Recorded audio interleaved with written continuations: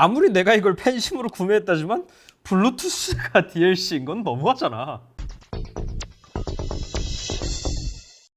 안녕하세요, 언더케이지닷컴의 F7입니다. 오늘 가져온 것은 키보드예요. 박스 디자인이 굉장히 요상한데 이게 보니까 노트북 모양이에요. 어떤 노트북이냐면 싱크패드 모양이에요. 여기에 힌지 있고요, 여기에 알리메리드 있고요, 이 자리에 원래 싱크패드 로고가 들어가야 되거든요. 여기 파여 있어요. 뒤쪽에도 포트들이 달려 있고요. 이게 싱크패드 디자인의 박스에 온 이유는 이 키보드 자체가 싱크패드를 모티브로 만든 키보드이기 때문이에요. 이 위쪽에 CD 하나 있고요. 잘라가지고 한번 열어볼 거예요. 사실 저는 존재를 모르고 있었어요. 존재를 모르고 있다가 뭐 찾을 일이 있어가지고 다 나와 들어갔더니 그 옆에 배너가 떠 있는 거예요. 눌러보고서는 혹해가지고 지르고 말았습니다. 이 살 때 마지막까지 고민을 했던 게 레드 스위치의 한글 레이아웃이에요. 적축에 한글 각인이 안 돼 있는 걸 사고 싶었는데 그게 매진이더라고요. 그래서 한글 각인이 돼 있는 적축으로 구매를 했습니다. 이렇게 열면은 키보드 본체가 있고, 잠깐 옆에 놓읍시다. 이쪽에 유저 매뉴얼이 한 장 있네요. 유저 매뉴얼이 이 딥 스위치를 갖다 어떻게 하면은 키 구성이 바뀌는지에 대한 거고요. 뒤쪽에는 또 영어로 적혀 있네요. 그리고 이 위쪽에는 정황상 케이블 같은 게 있겠죠. USB-C에서 그냥 타입 A로 가는 케이블이 하나 있고요.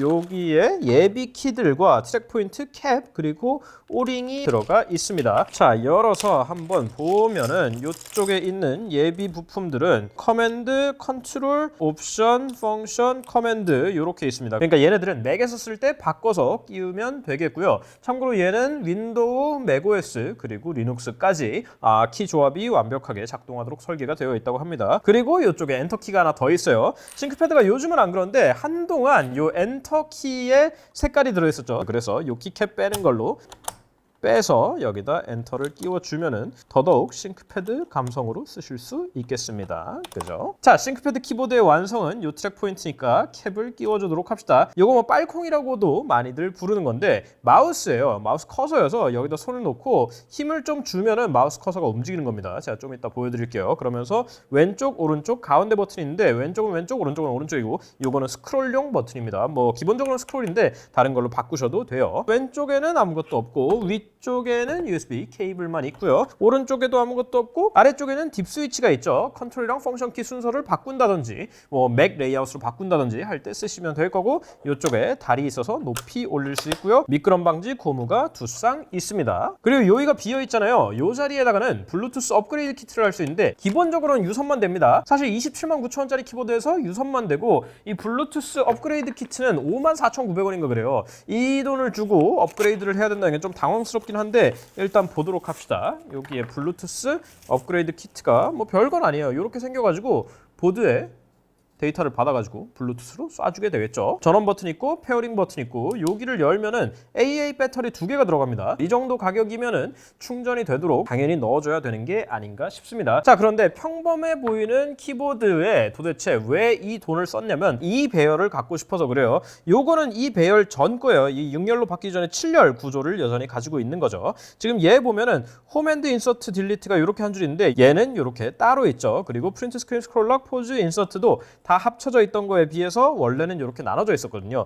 이 고전적인 방식의 싱크패드 7열 키보드가 저는 굉장히 편하다고 느꼈기 때문에, 물론 그거보다는 이 가운데 트랙 포인트가 있는 거, 여기 트랙 포인트 있는 거 자체가 쓰기 편한 것도 편한 건데 터치패드들은 이렇게 작동을 하다가 타이핑하다가 작동을 하다가 타이핑하다가 손을 뗐다 붙였다 해야 되니까, 제가 아이패드 리뷰에서도 자주 하는 얘기인데 이 손이 자꾸 움직이기 시작하면 워크플로우가 깨집니다. 그래서 저는 키보드에서 손 뗄 일이 없어지는 이 트랙 포인트를 좋아하는 거고요. 그런데 그걸 싱크패드가 아닌 기계에서도 쓸 수 있는 게 바로 요 텍스 시노비 되겠습니다. 이름을 처음 말한 것 같은데 텍스 시노비예요. 전반적으로 1.2kg이어가지고 묵직하고 제품 완성도도 꽤 괜찮아 보입니다. 각인 품질도 이 정도면은 상당히 괜찮아 보여요. 참고로 이건 뭐 LED가 들어온다든지 하진 않습니다. 그런 거랑은 목적 자체가 다르기 때문에 뭐 화려한 LED라든지 게이밍에 더 유용한 기능들을 찾으시면은 다른 모델을 보시는 게 맞을 거예요. 일반적인 노트북 배열과 다르게 펑션 키가 요 밖에 있는데 원하시면은 바꾸실 수 있고요. 저는 이쪽 이쪽이 좀 더 편해요. 그리고 이쪽에 이전 다음이 있습니다. 이건 인터넷 할 때 이전 다음으로 쓰시면 돼요. 원하면 따로 매핑해서 쓰셔도 되고요. 펑션이 이렇게 12개 있고 ESC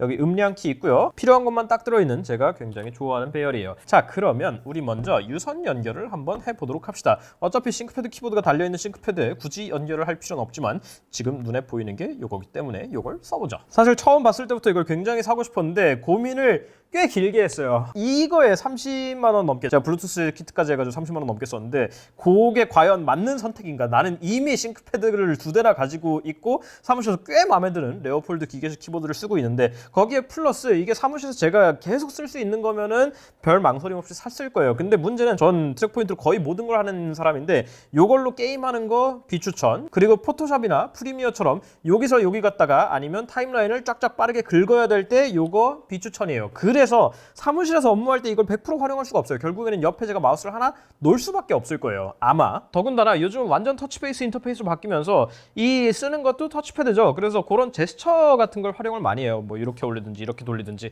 근데 요거는 이동만 가능하기 때문에 그런 것도 안 되죠. 요즘 인터페이스들은 더더욱 맞지 않는 거긴 합니다. 그것 때문에 이 돈 주고 이걸 사는 거에 대해서 굉장히 고민을 많이 했는데 그래도 갖고 싶은 거는 어떻게 못하겠더라고요. 솔직히 이거는 필요해서 샀다기보다는 그냥 갖고 싶어서 샀어요. 거기다가 몇 마디 더 하면 이런 류를 제가 또 여러 개를 갖고 있어요. IBM 시절에 나왔던 거 울트라나브 트래블 키보드를 하나 가지고 있고 그 싱크패드 태블릿 2라고 나온 게 있었어요. 윈도우 깔려있는 거 기계 자체는 별로였는데 그것도 제가 가지고 있고 그래서 트랙 포인트가 있는 키보드가 이미 여러 개가 있는데 이걸 내가 이 돈 주고 또 사야 되나라고 했는데 또 사버렸죠. 물론 걔네들은 펜타그래프고 얘는 체리 기계식 스위치가 들어갔다는 게 큰 차이점이긴 한데 사실 저는 펜타그래프 특유의 키감도 썩 좋아하기 때문에 자 일단 연결을 했고요. 뭐 별다른 설정 없이 당연히 잘 되고요. 트랙 포인트 감도가 조금 높아 보이는데 펑션 1에서 9를 하면은 민감도 설정이 된대요. 그럼 펑션 한 4 정도로 해봅시다. 하고 0.5초 기다리래. 더 민감해졌어. 노트북에 내장되어 있는 것보다 조금 더 민감해 보이는데 뭐 이거야. 이 정도는 마우스 설정에서 충분히 컨트롤 가능할 것 같아요. 자 그러면 타이핑을 해봅시다. 역시 체리 적축 괜찮아요.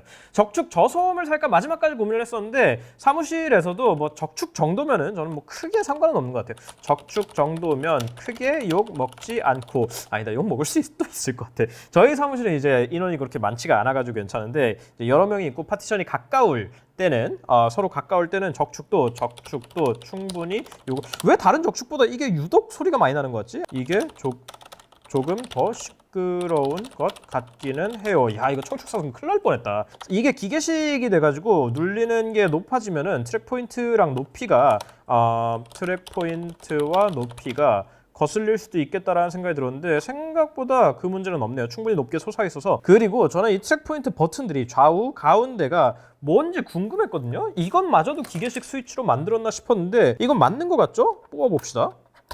그쵸? 체리라고 써있어. 이것도 기계식 스위치로 만들었어요. 그래서 어색하지 않을까 싶었는데 생각보다 나쁘지 않네요. 충분히 크고 깊게 잘 눌리게 만들어가지고 요거는 어색하진 않습니다. 그러면서 요 스크롤 버튼은 또 아래쪽으로 향해 있잖아요. 이것도 원칙에 잘 따른 거예요. 지금 얘 보세요. 왼쪽 오른쪽은 이렇게 돼 있고 스크롤 버튼은 힘을 받는 방향이 반대로 돼 있죠. 얘도 마찬가지로 왼쪽 오른쪽과 반대로 넣어놨습니다. 이런 디테일 집중해준 거 마음에 들고요. 이쪽에 있는 음량 버튼도 뭐 당연히 잘 되고 여기 요 버튼 용도 보여드리면 이렇게 웹서핑을 하다가 이전 페이지로 가고 싶다. 누르면은 이전 페이지로 가고요. 누르면은 다음 페이지로 갑니다. 예전에 인터넷 익스플로러 때는 이게 무슨 문제가 있었냐면 글을 한창 쓰고 있다가 커서를 한다는 게 이 버튼을 잘못 눌러가지고 이전 페이지로 가는 문제가 있었거든요. 근데 지금도 그러네. 원래 이거 나가지 말까요? 라고 물어봐야 되는데 요즘도 이 문제는 동일하네요. 혹시라도 인터넷에서 글 쓰다가 날리지 않으려면 이건 딥스위치 같은 걸로 변경을 하시는 것도 안전에 도움이 될 것 같습니다. 자, 유선 이 정도예요. 기능이랄 게 없어가지고 제가 따로 보여드릴 게 많지 않은데 무선으로 페어링도 한번 해봅시다. 일단 이걸 빼려면은 드라이버가 있어야 되네요. 아까 전부터 얘기하는데 이 정도 가격의 물건이면 신경 써줘야 될 부분이 몇 개가 보입니다. 이게 충전식이 아니라는 거 플러스 이걸 설치하려면 드라이버가 필요한데 물론 매우 평범한 십자 나사기 때문에 드라이버가 당연히 있겠지만 이 정도 하나씩 넣어주는 거는 성의의 영역인 것 같아요. 자 그러면 한번 해보자고요. 여기 십자 나사 왜 이렇게 세게 조여놨어? 십자나사 하나 풀고요. 그래도 안쪽에 나사 구멍들은 쇠 재질로 잘 해놨습니다. 이게 플라스틱으로 그냥 성형한 거면은 나사 산이 뭉개질 수가 있는데 그런 부분들은 마음에 드네요. 자, 이쪽에 확장 포트가 있죠? 이쪽에 블루투스 모듈을 꽂아주면 됩니다. 그냥 처음 설계할 때부터 블루투스를 그냥 내장을 해놨으면 되지 않았을까? 왜 굳이 이걸 이렇게 만들었는지 저는 이해는 안 되네요. 이 비싼 거를 하면서 보통 이런 얘기를 하면은 필요한 사람은 돈을 더 주고 필요 없는 사람은 저렴하게 구매할 수 있으면 좋은 게 아닌가요? 라고 하는데 그게 저렴한 기계일 때는 그런 논리가 되거든요. 근데 이런 식으로 어느 정도 비싼 거에는 모든 게 다 들어있는 게 맞다고 봐요. 저는 그 비싼 아이폰에 충전기 빼면 열받잖아요. 그런 거죠. 자, 이렇게 해서 닫고요. 저는 이게 이렇게 딸깍딸깍 하는 건 줄 알았거든요. 슬라이드 스위치. 그랬더니 이렇게 틱틱 해서 가는 스위치네요. 불이 들어오네. 이쪽에 캡슐 쪽에 LED가 들어오네요. 깜빡깜빡 거리고 있고 맨 처음 킨 거니까 아마 페어링 모드로 들어갔을 것 같아요. 자, 페어링을 한번 해봅시다. 블루투스에 여기 떴네요. 텍스 BLE KB1 479119. 네, 연결을 했고요. 마우스까지 잘 됩니다. 여기 트랙패드에 마우스 가서 보면은 속도 조절할 수 있고 이 오른쪽 버튼을 갖다 오른쪽으로 할지 왼쪽으로 할지 설정할 수 있죠. 자, 이 상태에서 입력을 한번 해볼까요? 안녕하세요. 키보드를 통해서 입력을 하고 있습니다. 아주 잘 되네요. 애플의 싱크패드 키보드 물리니까 아주 모욕적이고 좋네. 예, 키 작동 잘 되고요. 원하면은 뒤쪽에 딥 스위치를 통해서 맥 레이아웃으로 바꾸시면 더 편하게 쓸 수 있을 거예요. 이 블루투스 페어링은 3개까지 되더라고요. 그래서 펑션이랑 해가지고 1번, 2번, 3번 장치를 전환해 가면서 쓸 수 있습니다. 자, 일단 굉장히 짧게 잠깐 써봤는데 일단은 저는 이 트랙 포인트 마우스 커서 있는 게 제일 마음에 들고 이 버튼 걱정 많이 했는데 생각보다 괜찮습니다. 저는 이것까지 스위치여가지고 어색할 것 같은데 괜찮고요. 그리고 이 레이아웃 굉장히 마음에 들죠. 이 옆에 10키는 없어서 공간 효율성은 좋지만 있어야 될 건 다 있는 그게 싱크패드 키보드 레이아웃의 핵심인데 이거를 다른 기기에서도 쓸 수 있다는 거는 굉장한 매력입니다. 그러면서 이 밑에 쪽에 팜레스트 넓게 있죠. 노트북에 들어가 있는 것보다도 더 넓고 두꺼워가지고 이거는 장시간 타이핑을 해도 무리가 없을 것 같아요. 위쪽에 다리를 올려주면 저는 이 각도가 더 마음에 드네요. 그러면서 이 전반적인 플라스틱 성형들이 꽤 잘 되어 있습니다. 사진으로 볼 때는 약간 좀 별로 같아 보였거든요. 근데 이건 실물이 낫네요. 실물이 뭐 화려하고 그런 건 아닌데 튼튼하고 꼼꼼하게 잘 만든 듯 해요. 자, 그런데 지금까지 영상을 보셨어도 아마 저걸 왜 샀는지 이해가 안 될 분들이 많을 거라고 생각합니다. 저는 그거에 대해서 설득할 생각이 전혀 없어요. 일반적인 상식에서는 요거를 사야 될 이유가 없거든. 이거는 그냥 빠심으로 산 거예요. 빠심 플러스 이 레이아웃이 10키리스 레이아웃 중에 저는 제일 편하다고 생각을 하는데 또 몰라요. 이건 그냥 제가 여기에 굉장히 오랜 시간 동안 익숙해져서 그런 거일 수도 있어요. 조건이 계속 붙는 이유가 그거예요. 이 배열일 필요도 없고 트랙 포인트가 꼭 필요할 필요도 없어요. 그런데 그 두 개를 굳이 갖고 싶어도 이거보다 저렴한 제품들이 많아요. 레노버에서 나오는 것들도 이거보다 훨씬 싸거든요. 그 두 개를 만족하면서 굳이 체리 기계식 스위치를 넣어야 되겠다라고 하시는 분에게만 어필이 가능한 제품입니다. 이런 거는 팬층이 굉장히 소수로 존재하는 제품이기 때문에 일반적으로 추천드리고 싶은 물건은 아니고요. 저는 원하는 모든 것이 다 들어가 있었고 이런 게 나중에 또 나올 가능성은 굉장히 희박하다고 위협을 느꼈기 때문에 구매를 했습니다. 요거는 오래 써야 될 것 같아요. 여기까지 텍스 시노비였고요. 근데 이거 라이센스를 어떻게 받았지? 이건 라이센스 필요 없나? 신기하네. 라이센스 받느라 비싸졌나? 뭐 여하튼 그건 알아서 했겠죠. 궁금한 점 있으시면 댓글 남겨주시고 저 인스타그램, 페이스북 그리고 네이버 TV에서 만나는 거 잊지 마세요. 다음 시간에 또 뵐게요. 끝.